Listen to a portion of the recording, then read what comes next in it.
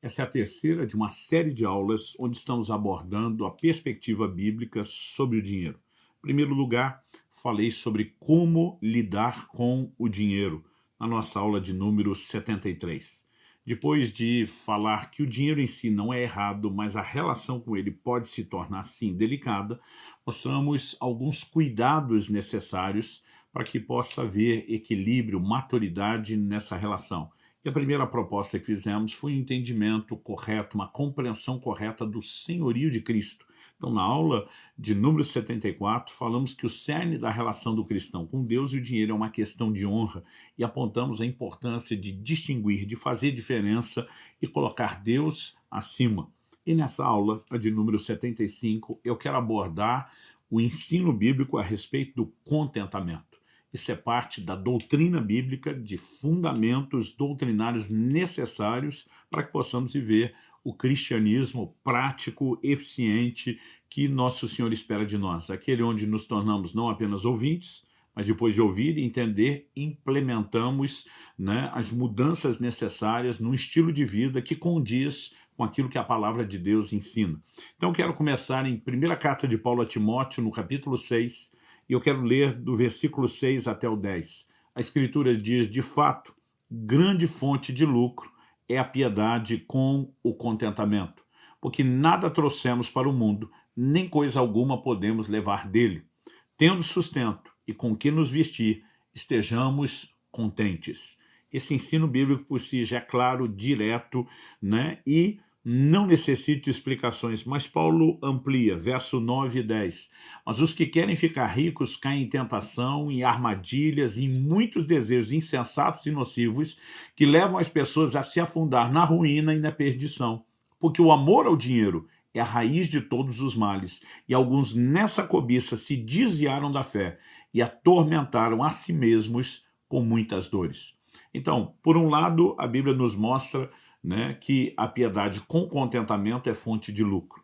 Depois, ela coloca o contraponto. Os que querem ficar ricos, e já apresentamos antes a visão e o fundamento bíblico de que o dinheiro em si não é errado, e que errado não é o crente ter o dinheiro, é quando o dinheiro tem o crente.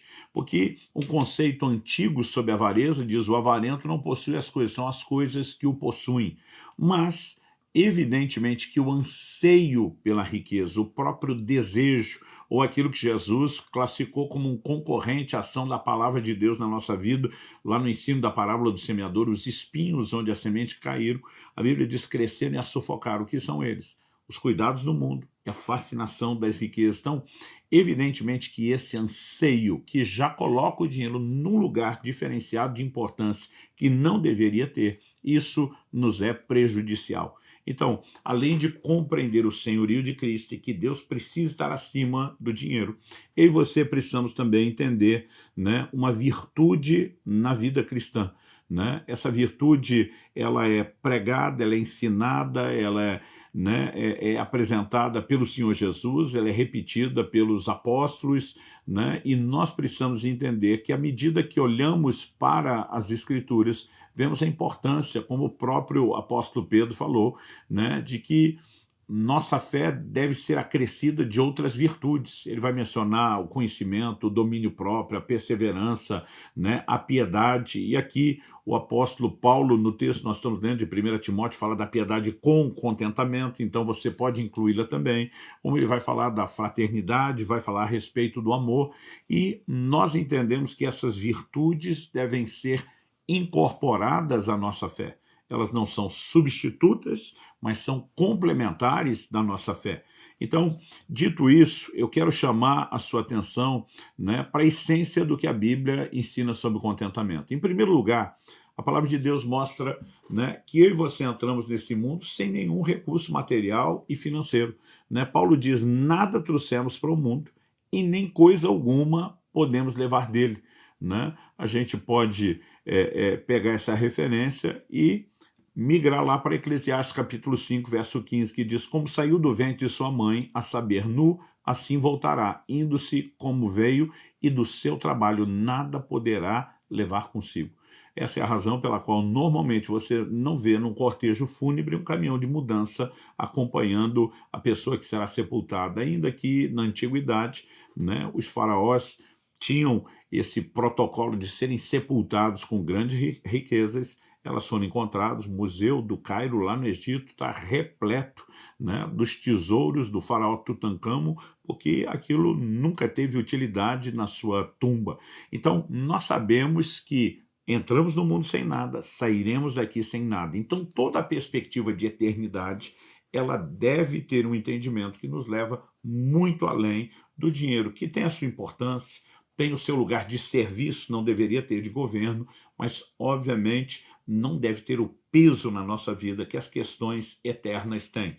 Então, apresentada essa introdução e essa advertência, sabendo que o contentamento é necessário, e o ensino bíblico sobre contentamento vai trazer ênfase, vai trazer repetição, né? O próprio João Batista, por exemplo, quando pregava, chamando o povo ao arrependimento, preparando as pessoas para a chegada do ministério de Jesus, ele já abordou o assunto do contentamento, né? Lucas capítulo 3, verso 14 diz, também soldados lhe perguntaram, e nós o que devemos fazer? E eles disse, não sejam prepotentes, não façam denúncias falsas e contentem-se com o salário que vocês recebem. Outras traduções dizem, contentem-se com o vosso soldo, né, com o ganho, né? Ou seja, vocês não vão aceitar propina, não vão, né, difamar ninguém, não vão fazer denúncia falsa por causa de dinheiro e porque estão ansiando por isso. Ou seja, vocês precisam de um caráter correto e não podem se corromper pelo dinheiro. E uma das maneiras de blindar o coração para essa corrupção, a Bíblia diz, contentem-se com o salário de vocês. Em Hebreus, no capítulo 13, no verso 5, a Escritura diz que a vida de vocês seja isenta de avareza. Contentem-se com as coisas que vocês têm, porque Deus diz, de maneira alguma deixarei você, nunca jamais o abandonarei. Né? Quando a gente entende que a relação com a mensagem do contentamento aponta para a confiança no cuidado de Deus, nós precisamos entender que muitas vezes o problema do cristão com dinheiro não é nem pelo dinheiro em si. Tem muita gente com problema sério com aquilo que lhe falta, né? É a ansiedade, a preocupação com as coisas da vida. E Jesus, quando logo na sequência, depois de falar que não podemos ter dois senhores, Deus e as riquezas, ele diz, por que é que vocês estão preocupados com o que vão comer, com o que vão beber? Né? A Bíblia fala que os ricos não devem colocar sua esperança na instabilidade das riquezas, mas em Deus. Ou seja, nós temos um fator confiança, em primeiro lugar, que precisa ser entendido, não pode em absoluto ser ignorado. Né? A NVI, a nova versão internacional, traduziu e apresentou Hebreus 13:5 assim, conservem-se livres do amor ao dinheiro e contentem-se com o que vocês têm, porque Deus mesmo disse, nunca o deixarei, nunca o abandonarei. Então, a partir dessa perspectiva bíblica, né, de um ensino que vem com ênfase, que vem com repetição. Então, por exemplo, Romanos capítulo 12, por exemplo, verso 16, nos traz uma exortação muito específica e direta. Não ambicioneis coisas altivas, mas acomodai-vos às humildes. Né? Isso, obviamente, não se limita só a dinheiro. Tudo aquilo que é pomposo demais, que tem a ver com ostentação, a Bíblia está dizendo que nós precisamos ser cuidadosos, que nós precisamos ser cautelosos. Né? Há um momento onde a própria Escritura vai apontar um comportamento errado, por exemplo, dos fariseus, que o próprio Jesus estava confrontando, né? E a palavra de Deus nos mostra que, especificamente em Lucas 16:14, a Bíblia diz assim, os fariseus que eram avarentos ouviam tudo isso e zombavam de Jesus. Tudo isso o quê? Jesus tinha acabado de dizer no verso 13, nenhum servo pode servir a dois senhores, porque irá odiar um e amar outro, ou irá se dedicar a um e desprezar outro. Jesus diz, vocês não podem servir a Deus e a riqueza. Ou seja, a Bíblia diz que eles zombavam de Jesus porque eram avarentos. Agora, na sequência, o verso 15 diz, mas Jesus lhes disse, vocês são os que se justificam diante dos homens, mas Deus conhece o coração de vocês, pois aquilo que é elevado entre os homens é abominação diante de Deus. né? Essa frase traz temor ao meu coração. O que é elevado entre os homens é abominação diante de Deus. Muitas vezes nós damos valor demasiado à fama, a reconhecimento, a status, e a ostentação acaba, né, muitas vezes se estendendo a outras áreas que não envolvem só o dinheiro. A falta de contentamento nos afeta em questões que não são só materiais e financeiras.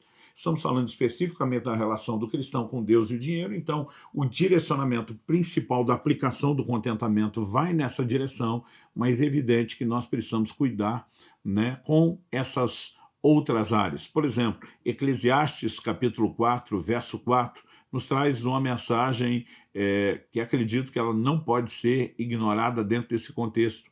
A Escritura diz: não vi que toda fadiga e toda habilidade no trabalho provém da inveja do ser humano contra o seu próximo. Também isso é vaidade e correr atrás do vento.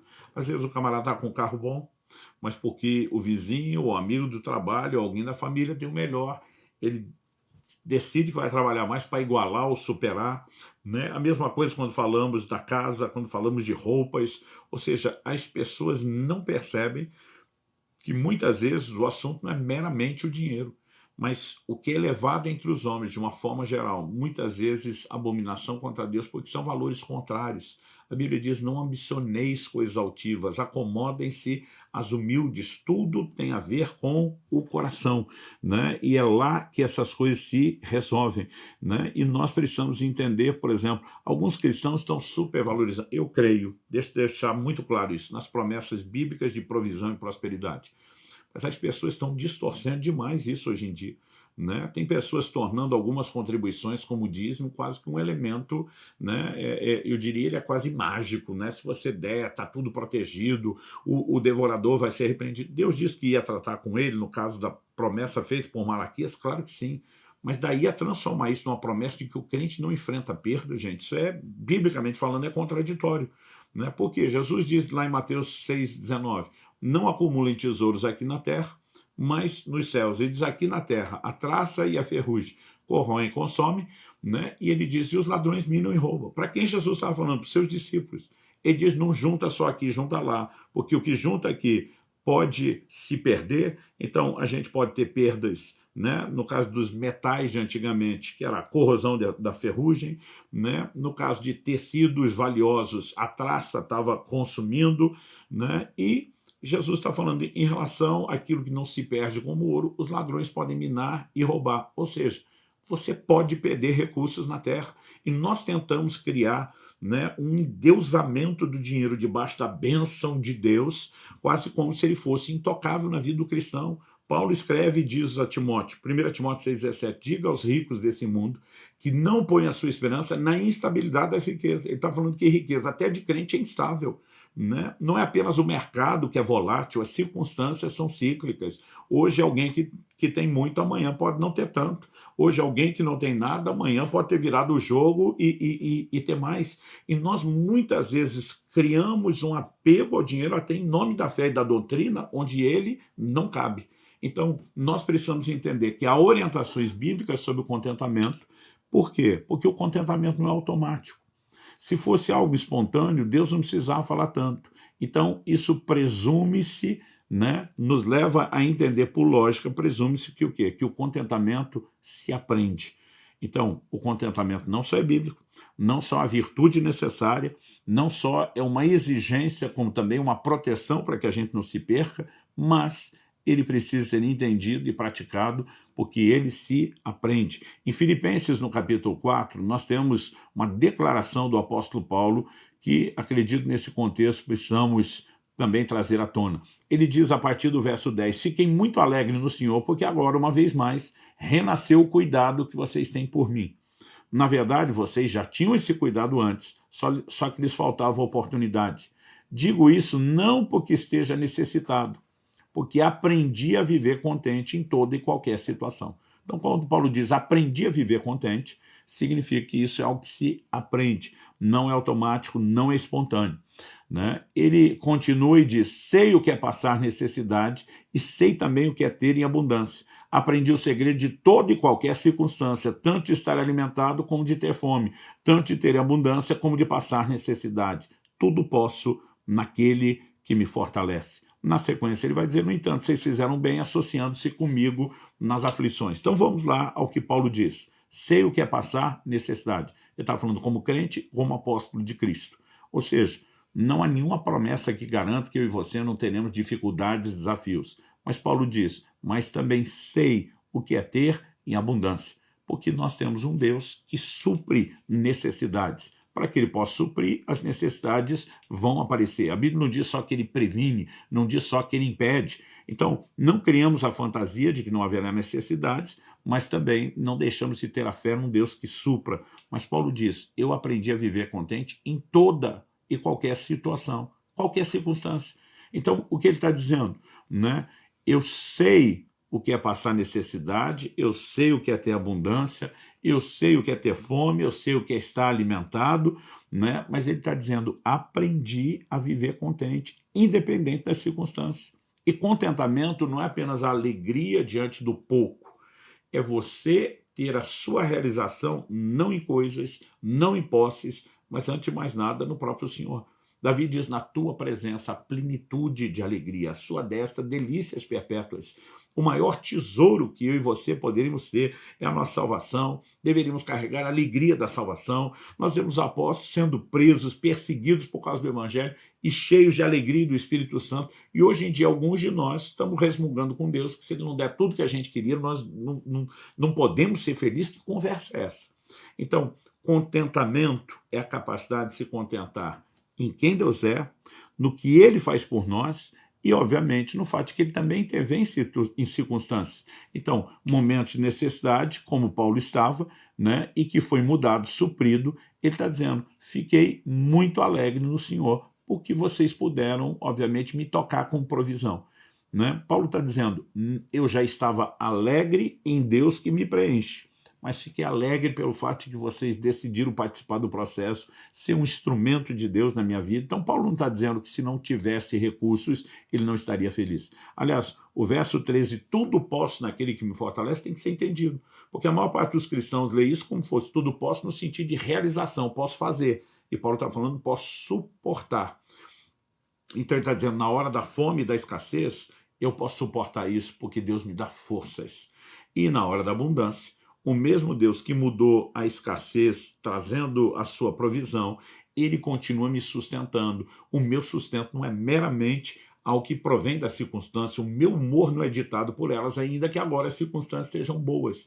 E você precisamos, de fato, entender isso. Contentamento significa que a nossa maior alegria está em Deus que governa a nossa vida, em quem Ele é, no que Ele tem feito por nós, no que Ele seguirá fazendo, independente das circunstâncias, e também no fato de que nós não precisamos de muito. Isso não significa que muito recurso não possa passar na nossa vida para que a gente cumpra o propósito. Esse é assunto da próxima aula, vou falar de generosidade.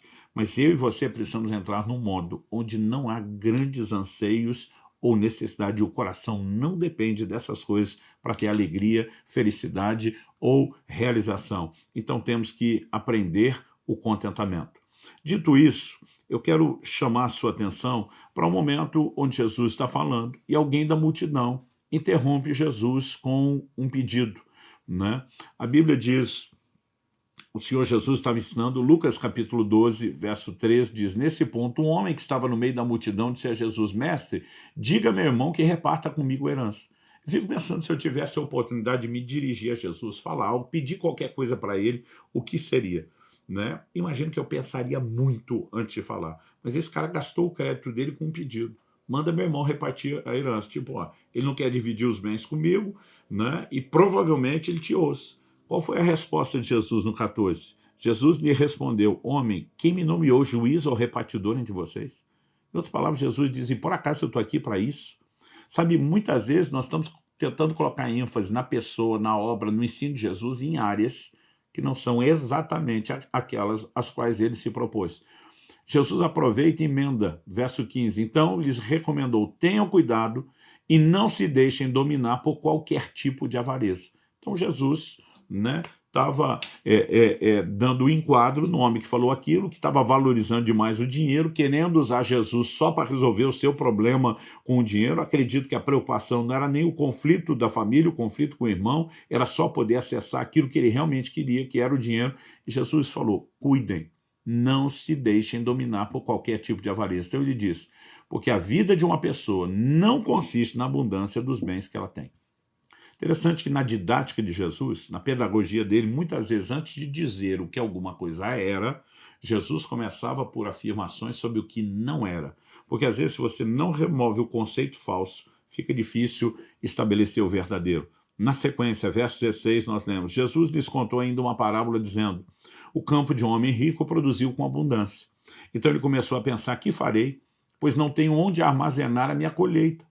Até que diz, já sei, destruirei os meus celeiros, construirei outros maiores, e aí armazenarei todo o meu produto e todos os meus bens. Então direi à minha alma, você tem em depósito muitos bens para muitos anos. Descanse, coma, beba e aproveite a vida. Mas Deus lhe disse, louco, essa noite lhe pedirão a sua alma, e o que você tem preparado, para quem será? Então Jesus conclui, assim é o que ajunta tesouros para si mesmo, mas não é rico para com Deus. Essa última frase de Jesus, sobre o que ajunta tesouros para si mesmo, mas não é rico para com Deus, responde no que consiste a vida. Nós vimos no verso 15, Jesus diz, a vida de uma pessoa não consiste na abundância de bens que ela tem. As pessoas lutam por isso uma vida inteira, para acumular. Mas a Bíblia está dizendo, a vida da pessoa não consiste no que ela entesourou aqui na terra. Então, no que é que consiste? Na frase final, nós vemos que consiste em ser rico para com Deus. Rico para com Deus começa com o fato de estar preparado quando nossa alma for pedida. Né? Tem gente ganhando dinheiro, mas não está investindo na sua eternidade. Sequer considerou a obra da salvação, a redenção que Cristo oferece, ou tendo conhecido e abraçado, já não está andando como um discípulo, deixou de se sujeitar ao senhorio de Cristo, está se distanciando de Deus por meio do pecado. Então, evidentemente que quando falamos ser rico para com Deus, a gente pode colocar na equação o elemento espiritual. Não estamos falando aqui de uma avaliação contábil ou patrimonial. Aliás, no livro do Apocalipse, você vai ver o Senhor falando com a igreja de Laodiceia, que historicamente sabemos que era uma igreja rica, numa cidade muito próspera, né? E o Senhor diz, você acha que vocês são ricos? Ele falou, para mim, vocês são pobres, miseráveis. Né? Agora, por outro lado, você percebe que Nosso Senhor, né, ele também dirige palavras a uma outra igreja que está vivendo um contexto de extrema pobreza. Né? O Senhor diz, eu conheço a sua pobreza, mas na verdade vocês são ricos. Ou seja, pobreza material, sim, mas riqueza espiritual. Mas ele olha para outra igreja que tinha riqueza material, mas pobreza espiritual. Isso não significa que a gente não possa ter as duas coisas. Né? Quando os recursos materiais eles entram na vida de alguém que é rico espiritualmente, ela não vai se deixar corromper, seduzir, né, comprometer e vai dar o devido uso a isso. Mas eu e você precisamos entender que o mais importante no que consiste a vida é em ser rico para com Deus. Então, quando falamos do contentamento, nós não estamos dizendo que é proibido ou que não se possa ter nada, mas que nós precisamos entrar num modo onde a gente olhe para essas coisas e a gente simplesmente conclua, eu não preciso disso para ser feliz. Essas coisas não são mais importantes do que tudo aquilo que Deus tem proposto. Aliás, quando olhamos para a palavra de Deus, e eu quero dar destaque nisso, né? Em primeiro lugar, falamos da importância do contentamento e que ele se aprende. Em segundo lugar, abordamos aqui no que consiste a vida, para ajudar a entender onde é que o contentamento entra. Em terceiro lugar, eu gostaria de chamar a sua atenção para uma percepção de valores diferente que a palavra de Deus traz. Né? Há valores muito maiores do que os bens e o dinheiro, além de juntar tesouro no céu. Por exemplo, Provérbios capítulo 15, versos 16 e 17 diz, melhor é o pouco, havendo o temor do Senhor, do que um grande tesouro onde há inquietação. Melhor é um prato de legumes onde há amor do que um boi inteiro acompanhado de ódio. Então, primeiro, o pouco com o temor do Senhor é bem melhor do que grande tesouro com inquietação. A Bíblia não está dizendo que é uma coisa ou outra. É lógico que alguém pode ter temor do Senhor e ter tesouro. Mas entre um tesouro, que é o espiritual, o temor do Senhor, mesmo que não tenha o material, e o outro tesouro material, mas sem o de Deus, evidentemente que o O ser rico para com Deus vem em primeiro lugar, mas ele também fala que é melhor comer só um prato de legumes, outra versão diz de hortaliças, do que o lugar onde se tem o boi inteiro, né, aquela churrascada, mas acompanhar de ódio. Né? Porque no ambiente onde não se come comidas requintadas, nem caras, né, mas a família se relaciona bem, nós temos um outro valor que compõe parte do que é ser rico para com Deus, que não adianta faltar quando se tem dinheiro. E muitas pessoas, na corrida atrás dos recursos, estão deixando não só Deus, mas abandonando as suas famílias. Provérbios capítulo 11, verso 28 diz: quem confia nas suas riquezas cairá, mas os justos reverdecerão como as folhagens. O elemento confiança, 1 Timóteo 6,17 diz: confie em Deus, não na estabilidade das riquezas. Né? Ele também precisa ser medido, porque gente está juntando dinheiro, é bom ser precavido. No tempo das vacas gordas, José traz uma orientação da parte de Deus, que a gente tem que trabalhar com provisionamento para enfrentar o momento da necessidade. Não estou dizendo que a gente não possa ser precavido, mas deveríamos confiar no Senhor e não nos recursos. Né? E ter o entendimento, ainda dentro da ideia de ser rico para com Deus, mas também abordando valores, que Paulo em 1 Timóteo 6,17 diz: manda aos ricos desse mundo que não sejam altivos, não sejam soberbos, orgulhosos.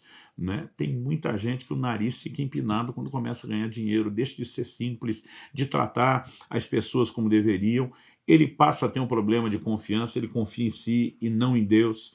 Né? E o texto continua, e aqui eu quero abrir e introduzir o assunto da próxima aula. Ele diz que pratiquem o bem, que se enriqueçam de boas obras, que sejam liberais e generosos, entesourando para si mesmo um bom fundamento para o futuro, para que possam alcançar a verdadeira vida.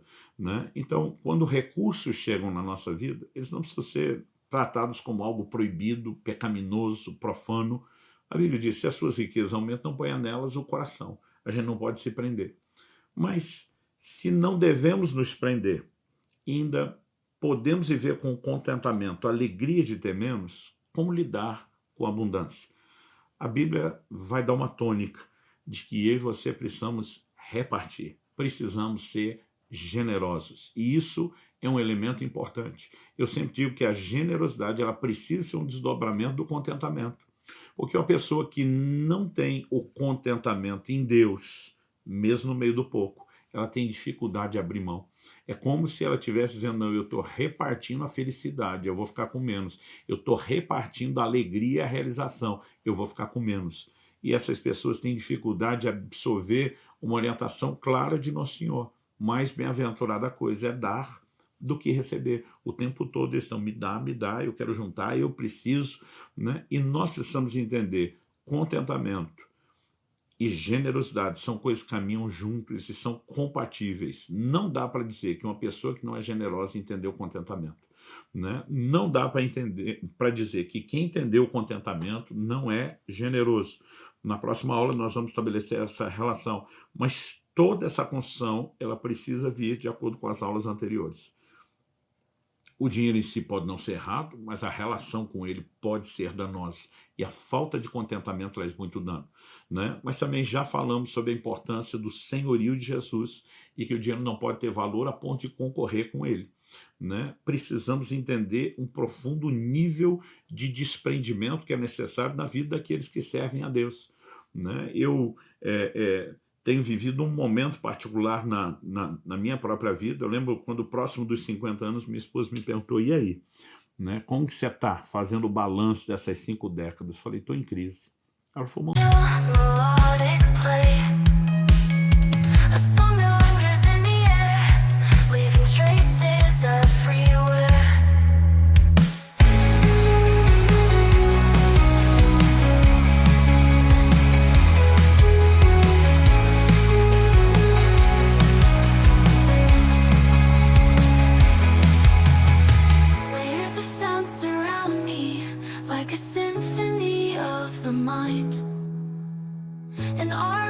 masterpiece unfolding in a melody so kind.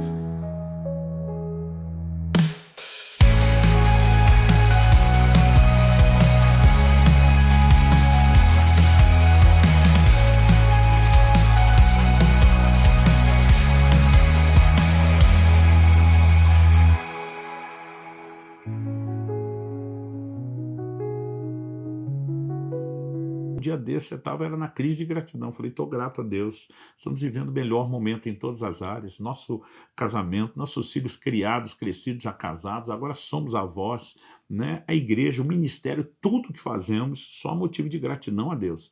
Eu falei, então por que a crise? Eu falei, amor, durante muito tempo, a gente quis muita coisa que a gente não podia. Temos 28 anos de casados no momento que eu gravo essa aula.